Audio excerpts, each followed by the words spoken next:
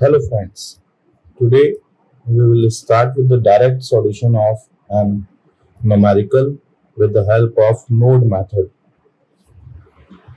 The numerical we are taking is so simple. With this numerical we are able to understand that how we can apply a node method on a circuit.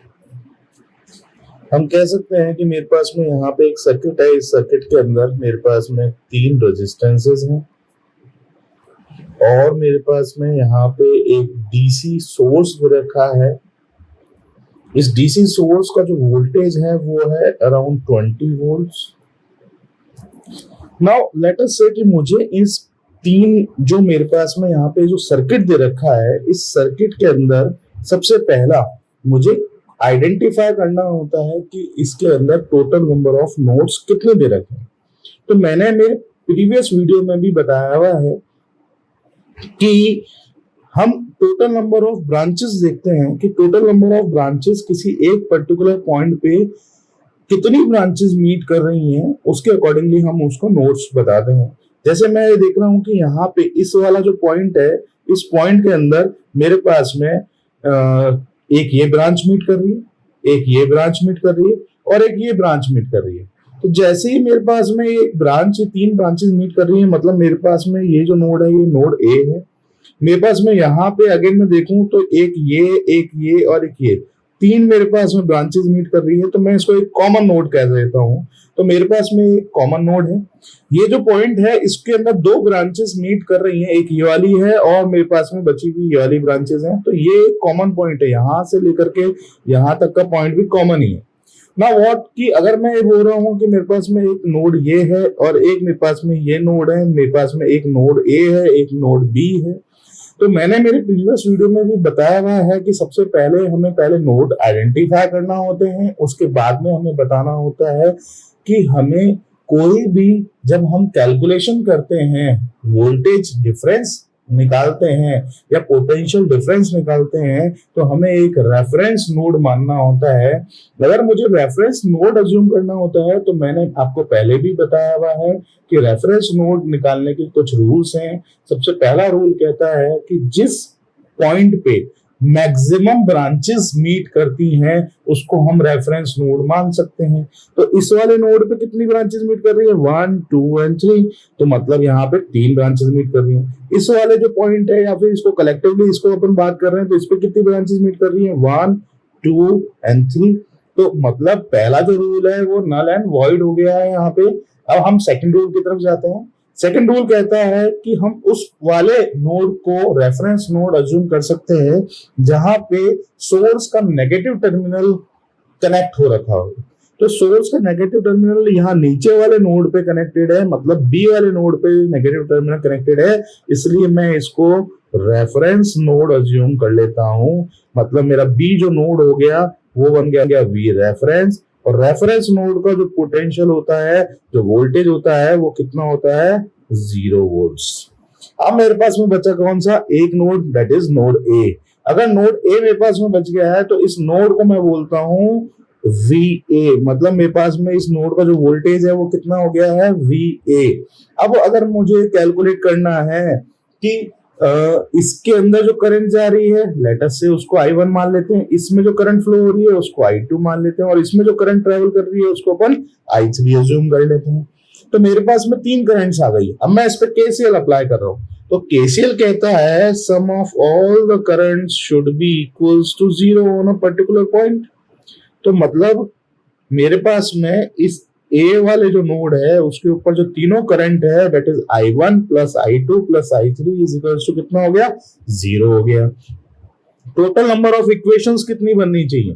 Total number of equation कैसे बनती है मैंने पहले भी बताया था, वापस बता रहा हूं। Total number of equation, total number of equation कैसे बनती है कि total number of nodes minus 1। Total number of nodes कितने हैं? 2 हैं, उसमें 1 माइनस करा, कितनी बच गई? 1। तो मेरे पास में जो टोटल नंबर ऑफ इक्वेशन कितनी आएगी? केवल 1 इक्वेशन आएगी मेरे पास में। तो हम वो इक्वेशन लिखने जा रहे हैं। इक्वेशन 1 I1 के लिए लिख रहा हूं मैं।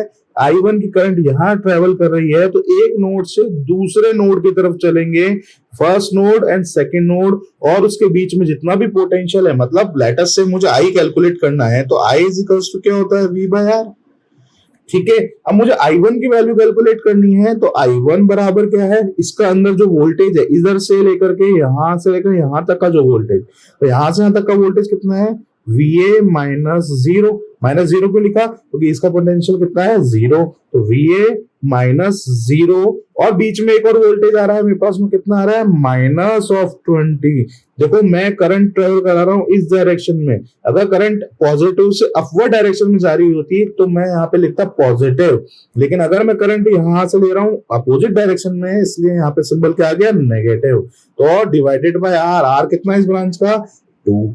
तो मैंने इस तरीके से मैं वैल्यू लिख सकता हूं मेरे पास में। अब मैं इसी को कंटिन्यू कर रहा हूं, आगे देखते हैं वापस से कि पहला वाली जो इक्वेशन थी, मैं इस डायग्राम को वापस रीड्रॉ कर रहा हूं। यहाँ पे मेरे पास में ये सर्किट था,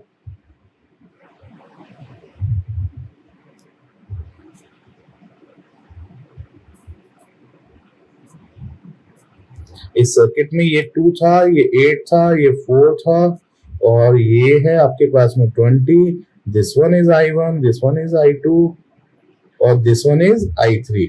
ठीक है, हम नोड इज वाला अज्यूम कर रहे थे, और ये वाला हमने रेफरेंस मान रखा था। तो ये वो जो था वो है VA। तो हम अगर मैं इक्वेशन लिख रहा हूँ I1 के लिए, तो I1 की इक्वेशन मेरे पास में आ गई थी VA minus 20 minus 0/2। Second equation आ जाएगी मेरे पास में VA माइनस 0/4 इस वाली ब्रांच के लिए, और थर्ड मेरे पास में इक्वेशन आ जाएगी VA minus 0/8 is equals to 0 इस वाली ब्रांच के लिए। तो यहां से चले VA और यहां तक आए, कोई और दूसरा वोल्टेज सोर्स तो नहीं है, लेकिन यहाँ पे कितना है नोड का वोल्टेज, 0, तो VA minus 0 divided by 8 equals to 0। Simply take an LCM of all, LCM is 8, मेरे पास में इक्वेशन आ जाएगी 4VA minus 80 plus 2VA plus VA equals to 0. Finally, I can calculate 7VA is equals to 80. So, VA equals to 11.428 volts. Now, from this equation, I can calculate the value of I1, I2, I3. कुछ भी calculate कर सकते हैं अपन। Let us से मुझे I1 calculate करना है, तो I1 की वैल्यू क्या आ रही थी, VA माइनस 20, माइनस 0 होता है, लिखना जरूरी नहीं है, डिवाइडेड बाय 2। यहाँ वैल्यू पुट कर दो, VA की वैल्यू ये है, पुट करो -20 divide by 2, answer is -4.2857 amperes. Now what does this minus sign indicates, this minus sign indicates that कि हम जो करंट ले रहे थे, अज्यूम कर रहे थे, वो हमने यहाँ इस वाले नोड से आउटगोइंग मारा था, लेकिन हमारी आंसर आ रहा माइनस, मतलब करंट की डायरेक्शन एक्चुअली इस डायरेक्शन में है, मतलब पॉजिटिव से ही करंट निकलती है, हमने अज्यूम कर लिया था यहाँ की तरफ, लेकिन this implies that I1 is flowing in this direction. Now you can calculate the value of I2 की वैल्यू भी निकाल सकते हैं। I2 की वैल्यू कितनी है, VA/4, VA की वैल्यू गिवन है, पुट कर दो, आंसर आ जाएगा 2.857 एम्पियर। ठीक है, अब हम चाहें आगे भी इसको सॉल्व कर सकते हैं। अगर मान लो आपको I3 की वैल्यू कैलकुलेट करनी है, I3 की वैल्यू हो जाएगी VA/8, VA की वैल्यू 1.24285, VA की वैल्यू हमारे पास ऑलरेडी हम कैलकुलेट कर चुके थे। अब आपको मान लेते हैं इसी न्यूमेरिकल में कह रहे हैं कि calculate the voltage drop across any element, कोई सा भी रेजिस्टेंस का क्रॉस अगर आपको वोल्टेज ड्रॉप कैलकुलेट करना है, मान लेते हैं कि 4 ओम के अक्रॉस कैलकुलेट करने के लिए पूछा गया था, तो V is equals to IR। I की वैल्यू कितनी निकली थी 4 ओम के वाले में, 2.857, और R की वैल्यू कितनी है, मल्टीप्लाई कर दो इसको R से, R कितना है 4, आपके पास में वोल्टेज ड्रॉप आ जाएगा।